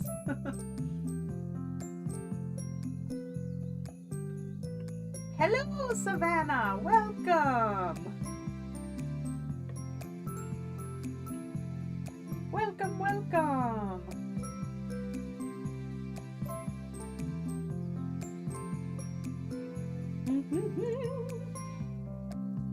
We were talking about character design and like line budget and stuff like that.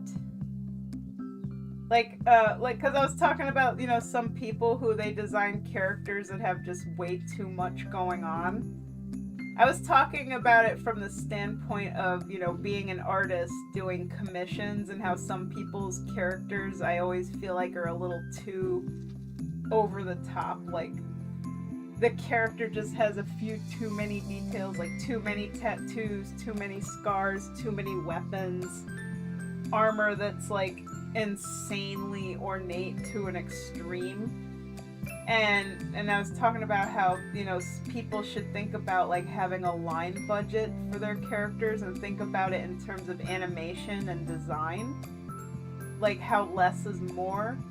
And if you were to strip away all the details of your character and turn them into just a black silhouette, would your character be recognizable? Like, would you know that that's your character?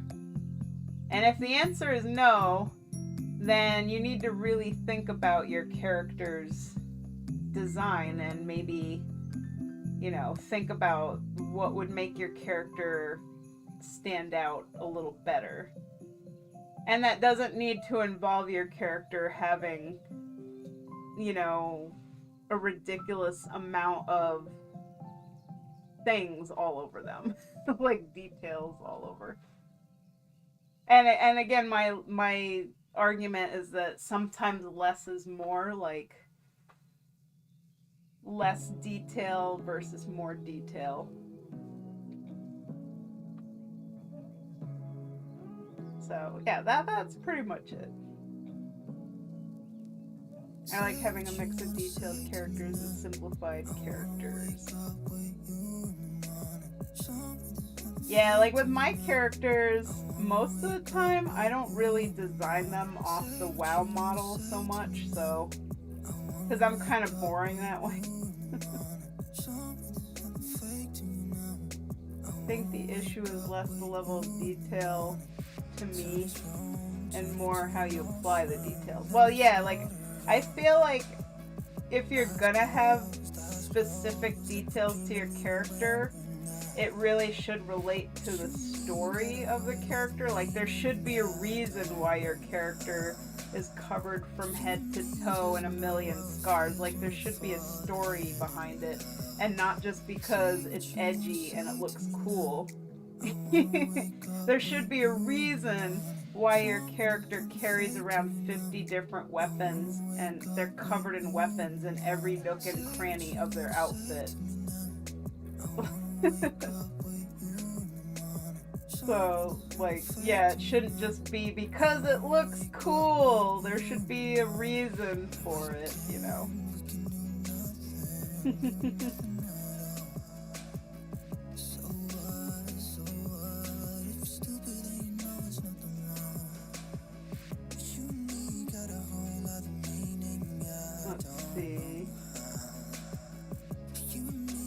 I mean, more than just things like having weapons, scars, etc., but also like if your armors are ornate per se, and the details in the armor's embellishment, or they aren't in its shape.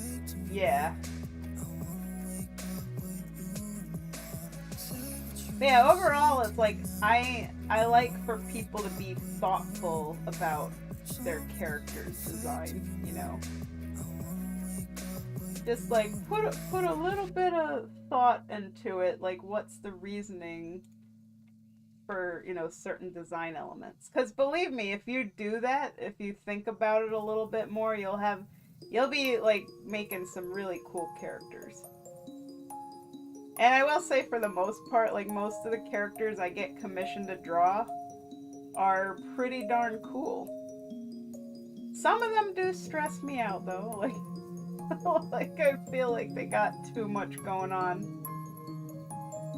But like I said, in the rare situations where I get commissions like that, I do often tell the people, it's like is it okay if I omit, you know, certain details, because I just feel like it's gonna make the drawing a little too chaotic and not coherent, you know?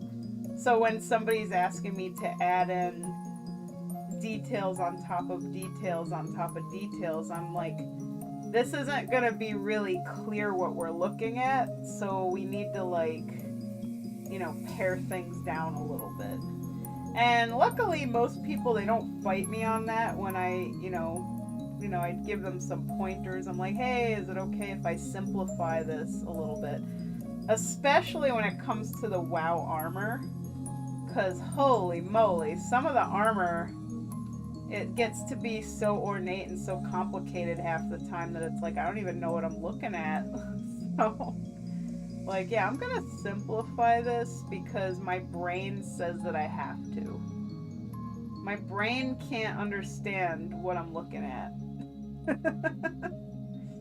So we're gonna just, you know, omit these little squiggly things, and I don't even know what that is right there.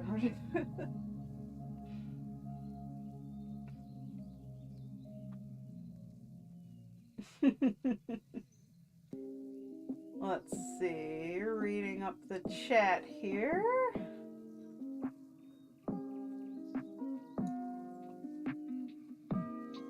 Is your weapon unique or simple? Scars don't make a character stand out if you want them to be recognizable. Memorable, sure. Recognizable, nah.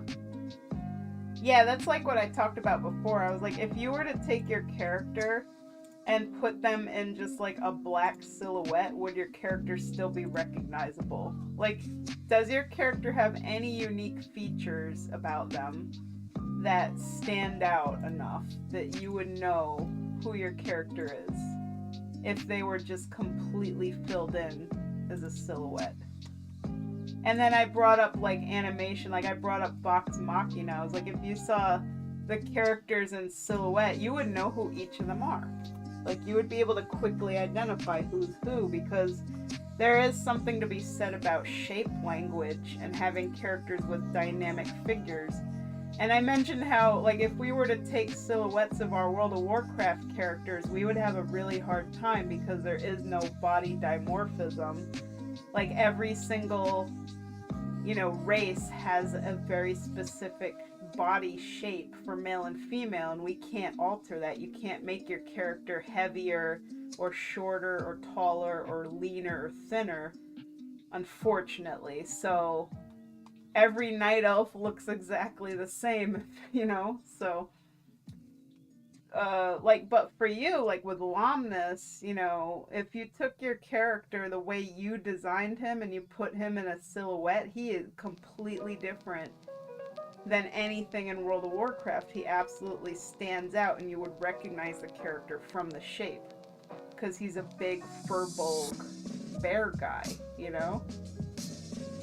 So that's what I mean about, like, thinking about, you know, how do you make your character more unique, and what, like, what's a good way to design your character. And that's one way to do it.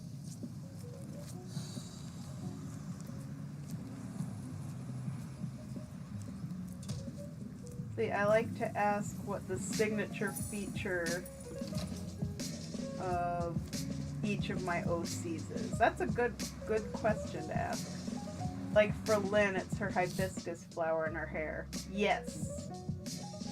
Even in his current armor as a druid, his outfits are generally simple. If he was just a worgen still, he'd stand out a lot less. True. Like for Amalthera, like her most defining feature usually is the big scar that goes across her whole abdomen, because that's the thing that's like the story, the speaking point.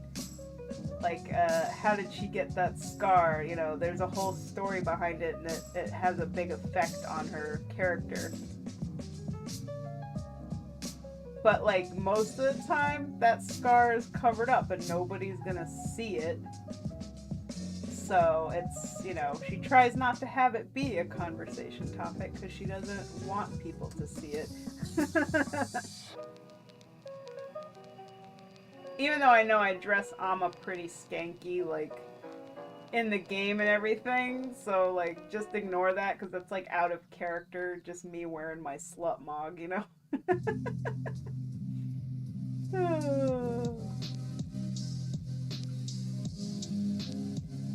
Like, half the time I'm not really in character in-game anyway, so... Don't judge me, I like wearing my slut mog.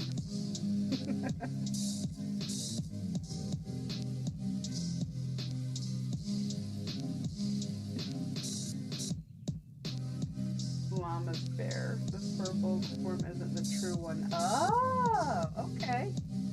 So he's like a full-on, like, quadruped bear, like Ursoc kind of bear.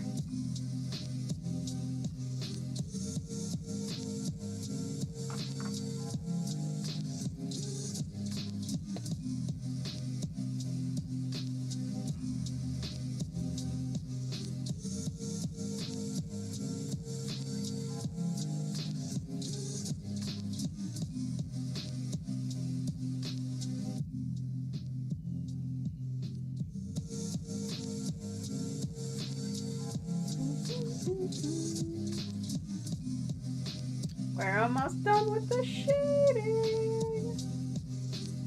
Just gotta add in the shadows.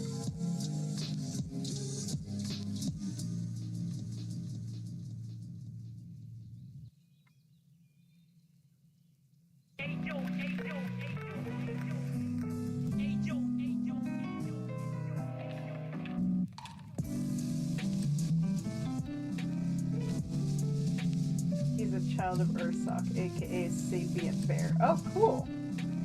Very cool. I was so sad about what happened to Ursoc in the game. Like, Shadowlands. Well, like Legion, I swear Legion was like the Game of Thrones expansion. Like, we're just gonna kill everybody. We're gonna kill Varian Rin. We're gonna kill Vol'jin. We're gonna kill Ysera. We're gonna kill Ursoc. We're gonna kill Tyrion Fordring. Did I miss anybody? Like, who else did they kill? Because it was like just, oh. Oh, and then, you know, in Battle for Azeroth, we're gonna burn down Teldrassil and just commit, like, mass genocide against the Night Elves. Like, holy crap. World of Warcraft, y'all need to cool your jets, because you're just being, like, murder happy. Like, you just, like, stop killing everybody. Come on now. Oh my god. Really is World of Warcraft. Yeah, holy cow. But yeah, Legion, you're right. They were not screwing around in Legion. They were just like murder, murder, murder, murder, murder. Like, nobody is safe. Anybody can die. You know. Don't get attached. Like, literally just like Game of Thrones, you know. Or The Walking Dead. It's like, don't get attached to anybody. Nobody is safe. Every character can get whacked, so just hold on to your butts. That was some wild ride.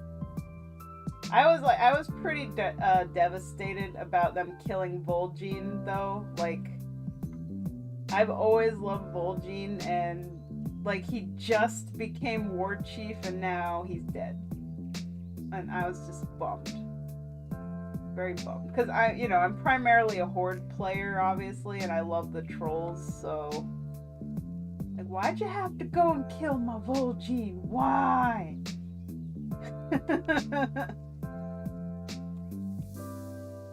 He was the war chief for a year and a bit. But they didn't give him anything. Yeah. Most of the people who died were established. Yeah. Can you imagine if they had, like, killed Thrall or Jaina or... I would say Sylvanas, but she's already dead. Oh, God. Killed her again. Now she's just in the maw, trying to redeem herself for something that's, quite frankly, pretty irredeemable, but, you know... We'll roll with it. So, yeah, there you go.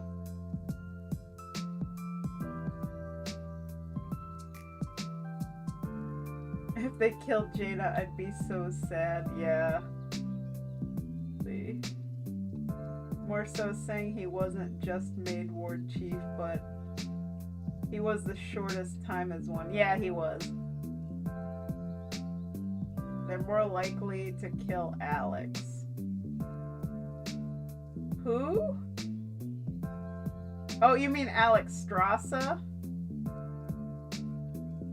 Are they gonna kill Alex Strasza? I mean, I don't know. That would be very sad. When you said Alex, I was like, wait, who? I was thinking Alex Afrasiabi, and I'm like, he already left the company, and he's not a character in the game. This is where my brain goes. I'm like, honestly, most of the bad writing is usually attributed to him. Like, Sylvanas burning the tree was his little brainchild, so blame Alex Afrasiabi for that.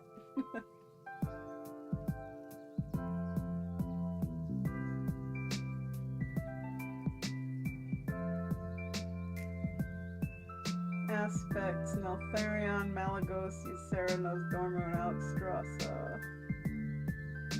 Neltharion goes insane and gets killed by adventurers.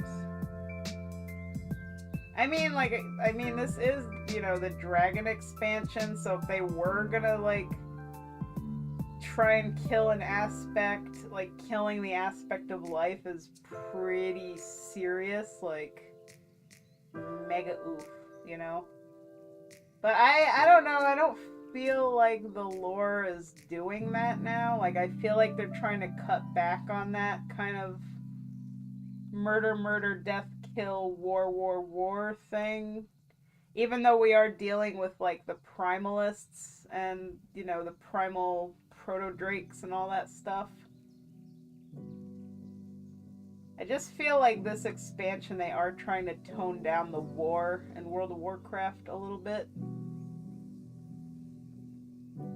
The conflicts aren't, world-shattering at this point.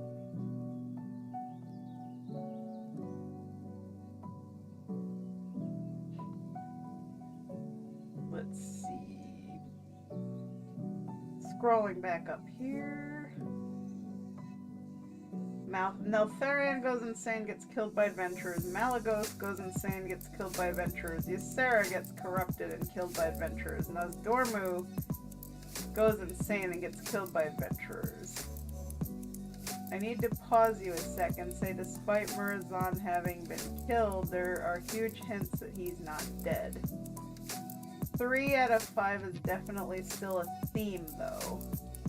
Because Nosdormu will still become Murazan, it comes full circle in a sense. I feel we're more likely to deal with Murazan again before Alex Strasza ends up being killed. But, that is an interesting point that you bring up, though, with the theme of, each of the dragon aspects at some point, becoming corrupted or going insane and then needing to be killed. I never really thought about that, but that is kind of an interesting thread. And I absolutely agree that Murazan is going to be a thing in this expansion, for sure, because, we know that is ultimately Nosdormu's fate, so, it's gonna happen, probably. Again and again, in some kind of a time loop, it's destiny, it has to happen. So we might have killed a Murazan in one timeline. That doesn't mean it's not fated to happen again, and that we have to deal with it again. So we'll see. Whenever you're doing anything that's what I call timey-wimey, expect that things are gonna get weird. Anything goes when it's timey-wimey. When you mess with time, you're just gonna make your story be a free-for-all. Let's go Groundhog Day! Woo!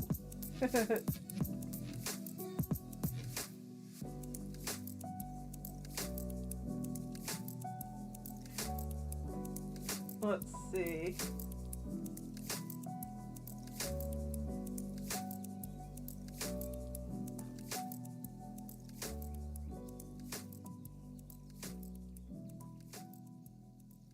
in my personal opinion, I feel like whenever you do something in a story that has to do with time travel, it's such a tricky thing to do well because of all the implications of like just multiple dimensions. And it's like, okay, well, just because this happened in one timeline doesn't mean it's the same in another timeline.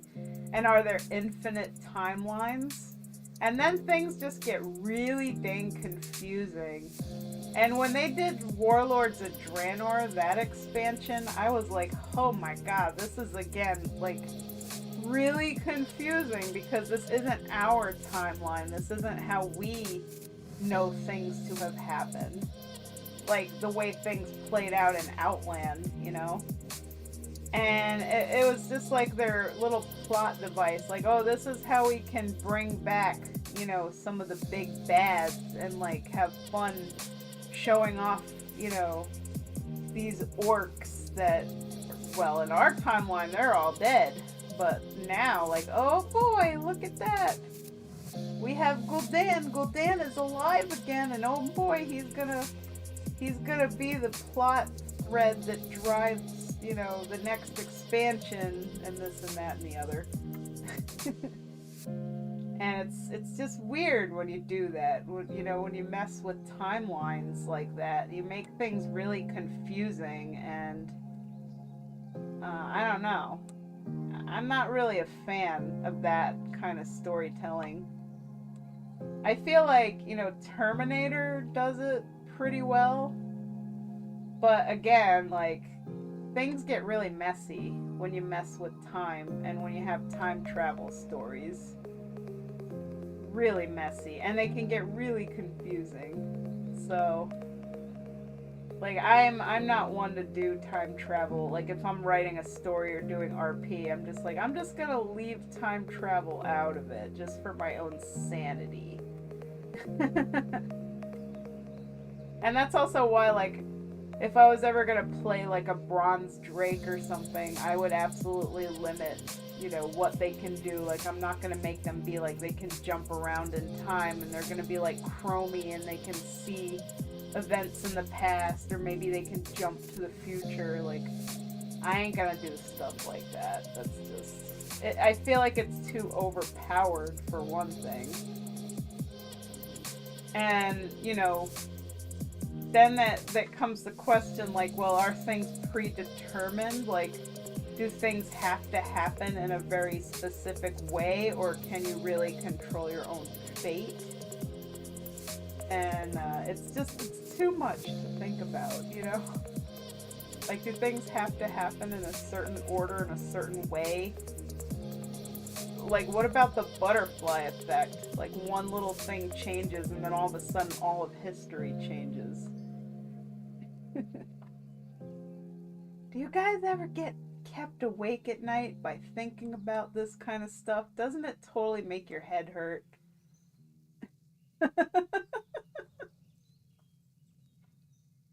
Oh, goodness. But yeah, that's my thoughts on timey-wimey storytelling. I am not a big proponent of it, because it gets confusing. Timey-wimey.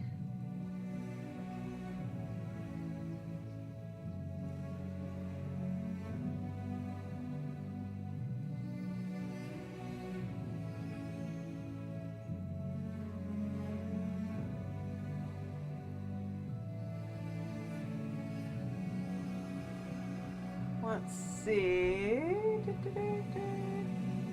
Just ask anybody who's read Homestuck how dumb time travel can get. Oh yeah, yeah. Time travel just makes stories really messy. Like, I think it opens up too many plot holes and too many loose ends.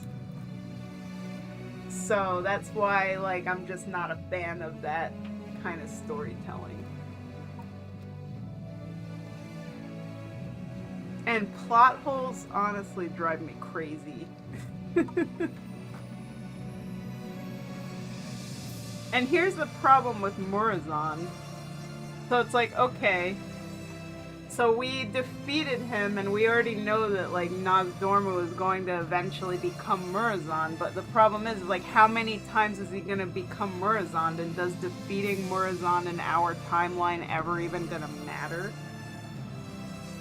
Is it like he's going to just perpetually become Murozond over and over again and travel back in time to fight us, like an endless loop, like a Groundhog Day? Like, there's no real defeating him ever?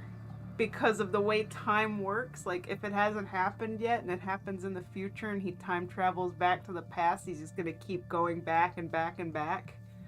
You know what I mean? That kind of stuff is just crazy. Anyway, I need to use the bathroom real quick, so I am gonna be right back, and then I'm gonna blend in these shadows here. And then I'm going to put in the highlights, and then I'm going to color her eyes red, and also the glowy red things in the shoulder, and add the little black miasma cloud that's supposed to be coming off of the shoulder pads. And then that is it. This picture will be done. So we're getting close to finishing. So I will be back in a minute.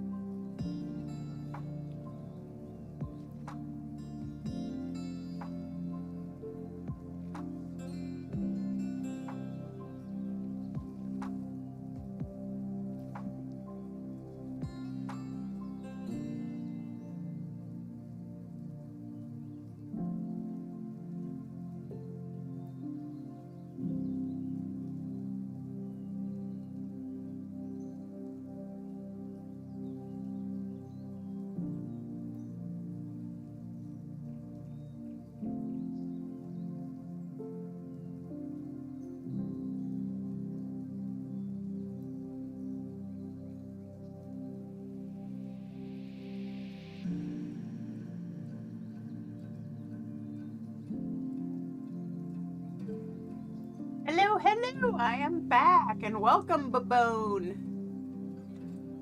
So yeah, I just had a little bathroom break, and then I went downstairs to feed the Bibble because Bibble woke up and she demanded kibble to nibble. And I also made myself some Pop-Tarts. And yeah, I got one more Pop-Tart to eat.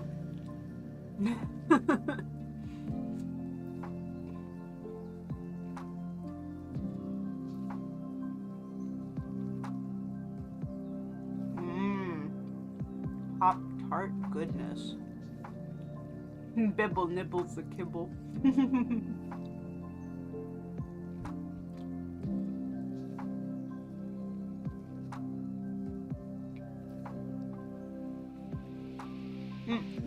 I'm gonna mute the microphone so you guys don't have to hear me nibble in the Pop-Tart.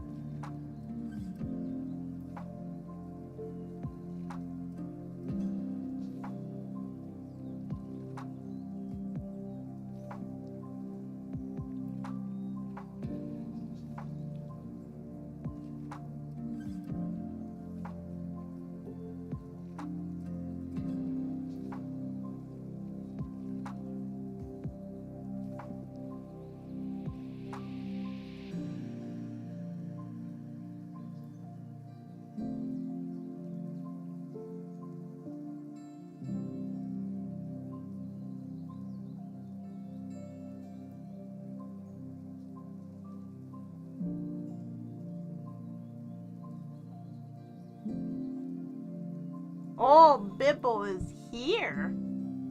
Bibble? Hi, Bibble. Have you come here to say hello? Nope, she's going to look out the window. She's like, I ate my dins. I don't need to be hanging out with you. You already gave me what I wanted. I'm gonna go do my own thing. I'm only affectionate when I'm hungry. Isn't that right, Bibble? Bibble only loves me when she's hungry. Makes me sad.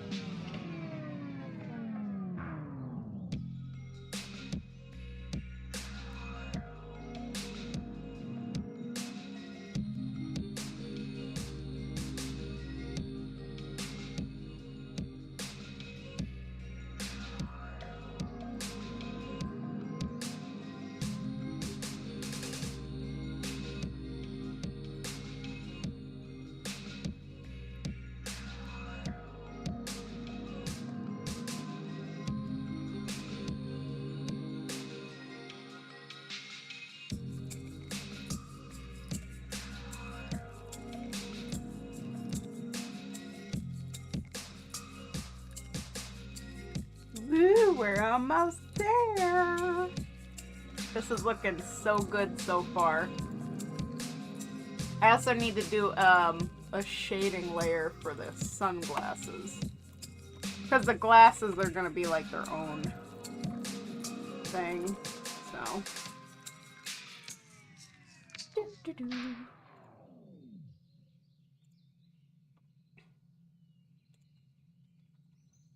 And then we gotta do the highlights, the red eyes.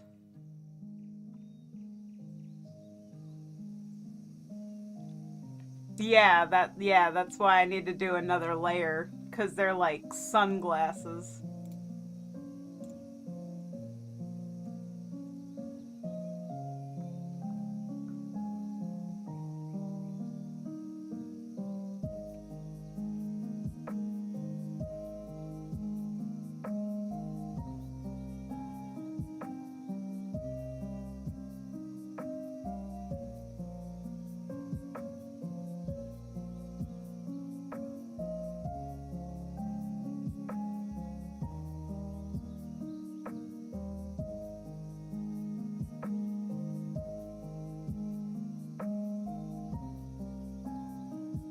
Alright, so let us add our shading here.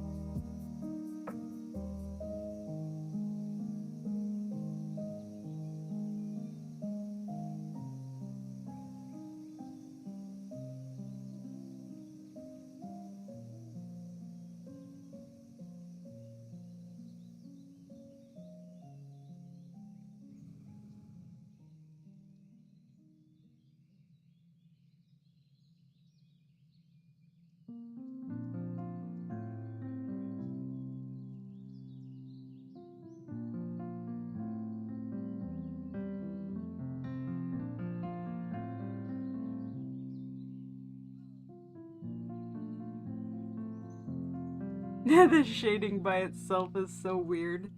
Let's zoom out and see what that looks like when we take away the line art. And you want to know the crazy thing about that? Like, yeah, it looks really weird, but this is actually the building blocks of, like, the painterly style. Because with the painterly style, that's exactly what you do. Yeah, you get rid of the line art and then you work on, like, blending the colors and, like, adding more shading and highlight to, like, accentuate the details, basically. Because with the painterly way of doing art, everything you see is literally just mid-tones, shadows, highlights, like the gradation between light and dark. There is no line art.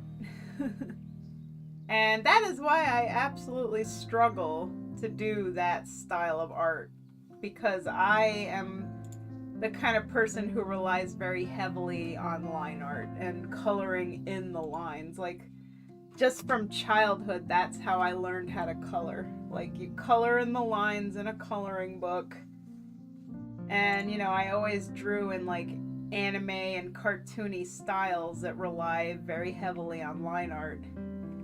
So whenever I had to learn how to paint without a line art, it was like, oh my god, you know? Like, oh, this is hard. How do I do this? It's definitely not easy.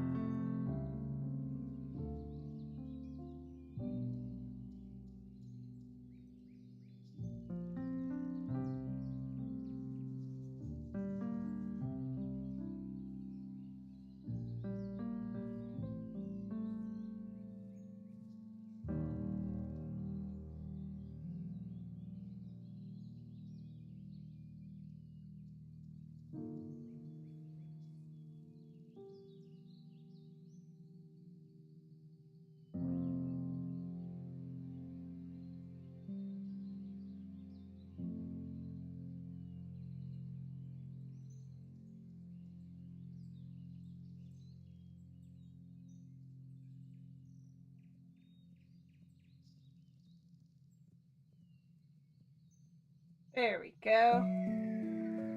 Glasses got some shading and they got some highlights, so the glass has like a little bit of shininess.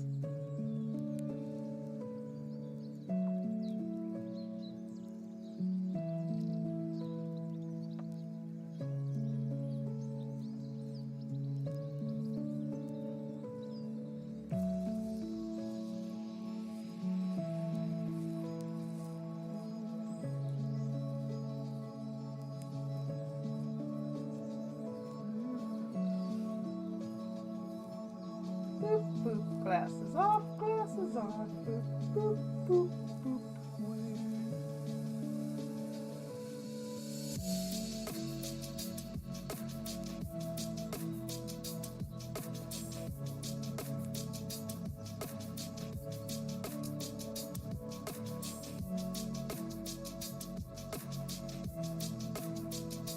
Now we're gonna make a layer for the eyes.